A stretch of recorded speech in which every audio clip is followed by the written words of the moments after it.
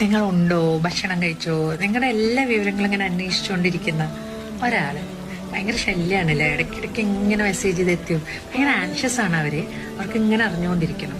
അതുകൊണ്ടാ ഒന്ന് ആലോചിച്ച് നോക്ക്, അങ്ങനെ ഒരാളില്ലാത്തൊരവസ്ഥ. നിങ്ങൾ എന്ത് ചെയ്താലെന്താ, നിങ്ങൾക്ക് എന്ത് പറ്റിയാലും എന്താണെന്ന് ഒന്നും ചിന്തിക്കാനോ ഒന്നും അന്വേഷിക്കാത്ത ഒരാൾ. അതത്ര സുഖമായിട്ട് തോന്നുന്നുണ്ടോ? പലപ്പോഴും പലരും ഉണ്ടല്ലോ ഇതിൻ്റെ വില അറിയില്ല. ഇങ്ങനെ പിന്നാലെ നടന്ന് മെസ്സേജ് ചെയ്യുന്ന ആൾക്കാരുണ്ടല്ലോ, അവർക്കൊരു ഉറപ്പ് വരുത്താനാണ് നിങ്ങൾ ഓക്കെ ആണോ അല്ലയോ എന്നുള്ളത്.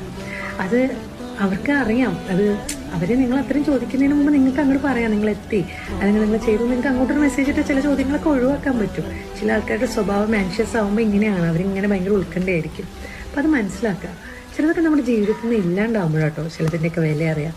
അപ്പോൾ അത് മനസ്സിലാക്കി പ്രവർത്തിക്കും.